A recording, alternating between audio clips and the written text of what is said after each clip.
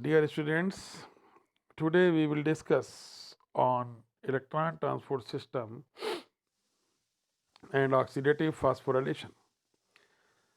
So, most of the free energy released during the oxidation of glucose to CO2 is retained in the reduced coenzyme NADH and FADH2. These NADH and FADH2 generated during glycolysis and citric acid cycle. Electrons are released from NADH and FADH2 and eventually transferred to oxygen, forming water. The standard free energy change for these exergonic reactions are minus 52.6 kilocalorie per mole for NADH and minus 43.14 kilocalorie per mole for FADH2. Means NADH energy is much greater than FADH energy.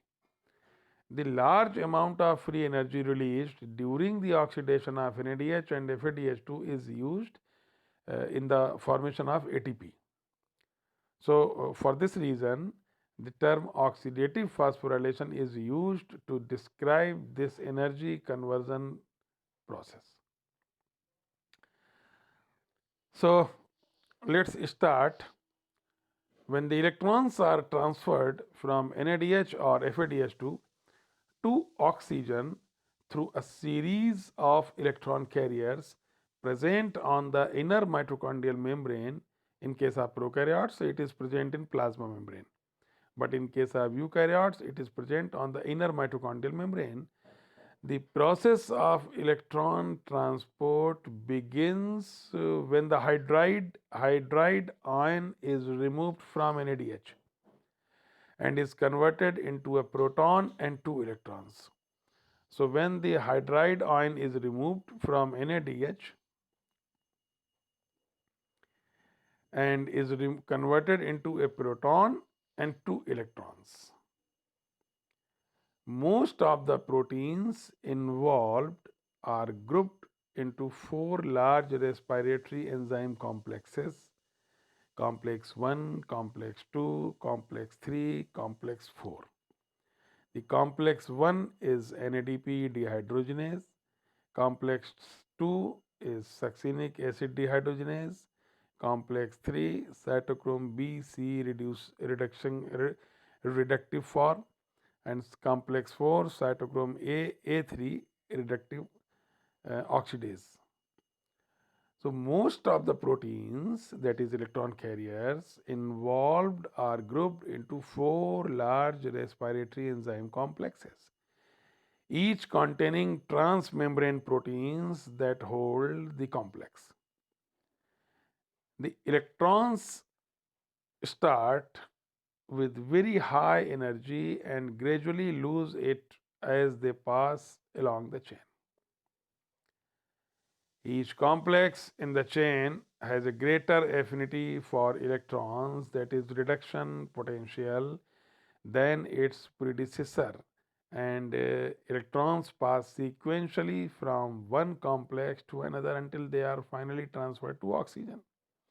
So, here you can see that the electrons are passing from NADH to complex 1 to ubiquinone to complex third and complex 4, from complex 1 to ubiquinone, then complex third, then complex third to a mobile carrier, cytochrome C, then some cytochrome C to complex 4, and then from complex 4 the electrons move to oxygen, where the oxygen forms water molecule. The electrons start with very high energy and gradually lose it as they pass along the chain. Each complex in the chain has a greater affinity for electrons, that is reduction potential, than its predecessor, and electrons pass sequentially from one complex to another until they are finally transferred to oxygen. The oxygen has the highest affinity for electrons. The four major respiratory enzyme complexes of electron transport chain in the inner mitochondrial membrane are NADH coenzyme Q reductase or NADH dehydrogenase.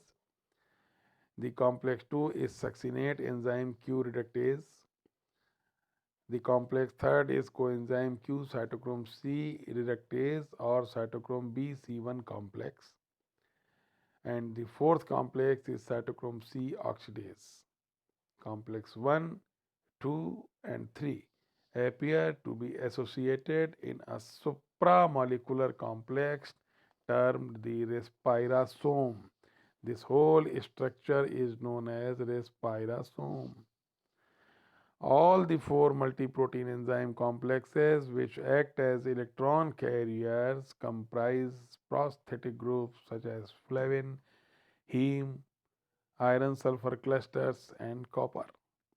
The table below is you can see that there is complex 1 which is iron sulfur prosthetic group which contains iron sulfur prosthetic group and FMN. The complex 2 contains FAD and ferric sulfur. The complex third contains heme and iron sulfur. The complex 4 contain heme and copper ions. So, the electrons are transferred along the electron transport chain by the reversible reduction and oxidation of iron sulfur clusters, coenzyme Q, heme, and copper ions. Each carrier accepts an electron or an electron pair from a carrier with a less reduction potential and transfers the electron to a carrier with a more reduction potential. Thus, reduction potential of electron carries favor unidirectional electron flow from NADH and FADH2 to oxygen. So complex 1 is a large multi-subunit complex, causes oxidation of NADH and passes electron from NADH to coenzyme Q. During transport of each pair of electron from NADH to coenzyme Q, complex 1 pumps few protons across the inner mitochondrial membrane.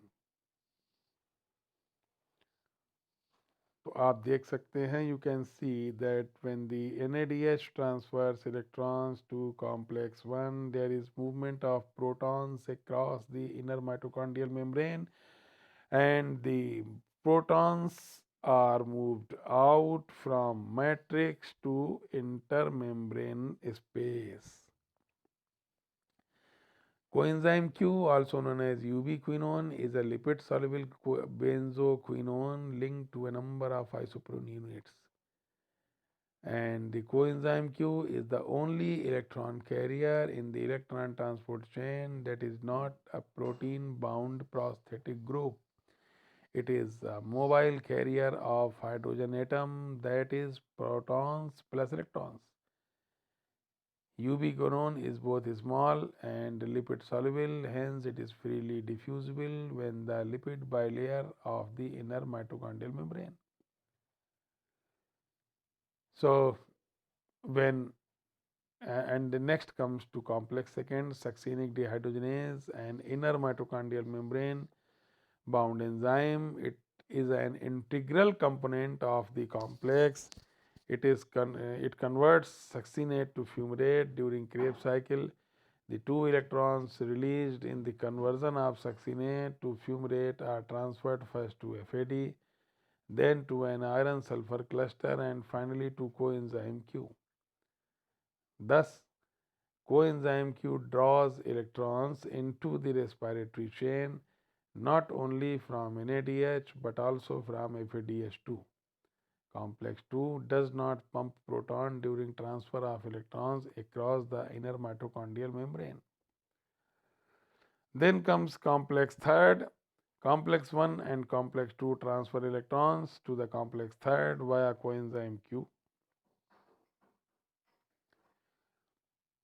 Within complex third, the electrons released from coenzyme Q follow two paths. In one path, electrons are transported to risky iron sulfur cluster and cytochrome C1 directly to cytochrome C. In other path, electrons move through B-type cytochromes and reduce oxidized coenzyme Q.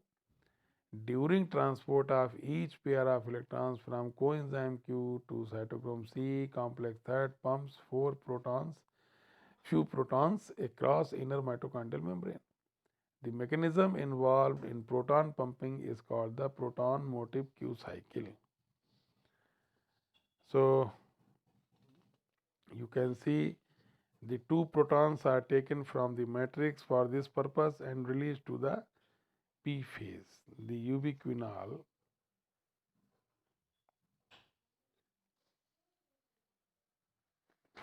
and therefore here the cytochromes are heme proteins having distinctive visible light spectra. Mitochondria contain three classes of cytochrome: cytochrome B, cytochrome C, cytochrome A, depending on the wavelength of the spatial absorption peaks. So, cytochrome contains iron. It is composed of a single polypeptide chain of 104 amino acid and residues covalently bound to the heme group. So, now comes complex 4. Complex 4 or cytochrome C oxidase catalyzes the transfer of electrons from the reduced form of cytochrome C to molecular oxygen. It consists of 13 subunits and contains two heme groups and 3 copper ions arranged as two copper centers. The two heme groups, termed heme A and heme A3, have distinct properties because they are located in different environments within cytochrome C oxidase.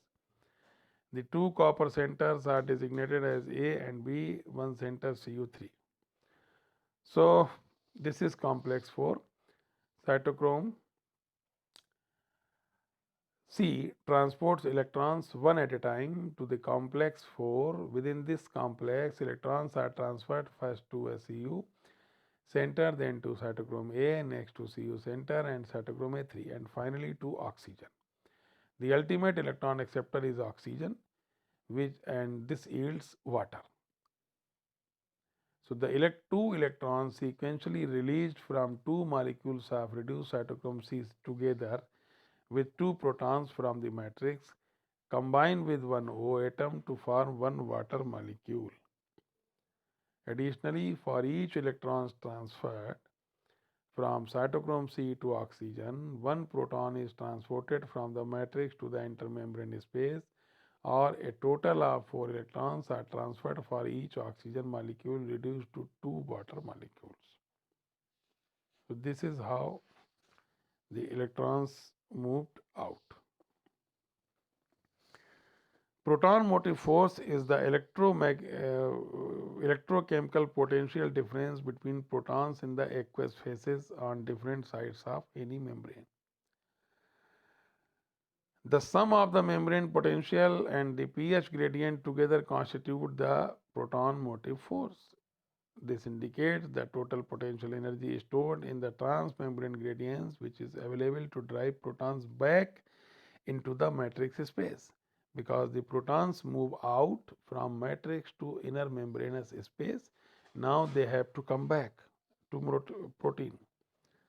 So,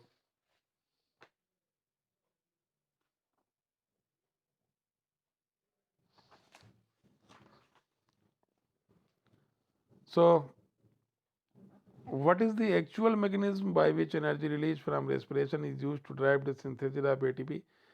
The Peter Mitchell hypothesis proposed a mechanism for this. This model proposes that energy from electron transport device drives an active transport system which pumps protons out of the mitochondrial matrix into the intermembranous space. This action generates an electrochemical gradient for protons with a lower pH value outside the inner mitochondrial membrane than inside. The proteins on the outside have a thermodynamic tendency of flow back into the matrix so as to equalize pH. When protons do flow back into the matrix, the energy is dissipated, some of it being used to drive the synthesis of ATP. You can see that the protons are coming in the matrix through the complex 5, that is F0 F1 ATPase. This F0 F1 ATPase enzyme is known as the complex 5. FO is actually inhibited by antibiotic oligomycin, therefore the O denotes oligomycin. F1 is tightly bound to FO and protrudes into the matrix. So F1 can be easily and reversibly dissociated from F0 as a soluble enzyme that only hydrolyzes ATP and is often called F1 ATPase. So this enzyme F0 F1 ATPase help in the synthesis of ATP when the protons come back to matrix. Each time two hydrogen, 6 hydrogen come back and 3 ATPs are formed, and from FADH2 4 hydrogen come back and 2 ATPs are formed. So this is actually the electron transport or osmotic oxidative phosphorylation. When the electrons passes from complex 1 to complex 4, there is movement of proton from matrix to intermembrane space, and by this the proton gradient develops. The protons come back to matrix, and when they come back through the F0 F1 ATPase enzyme, for each for the movement of each time 2 hydrogen come back and 1 ATP is formed. So when the 6 hydrogen ion or the 6 protons come back to the matrix, there is formation of 3 ATP, and when when the electrons are released from FADH2, the 2 hydrogen, only 4 hydrogen ion for only 4 protons move out, pump out to the intermembrane space, and when they come back, only 2 APTs are formed. This is electron transport system and oxidative phosphorylation. Hope you got it. Thank you. We'll meet tomorrow with some next topic.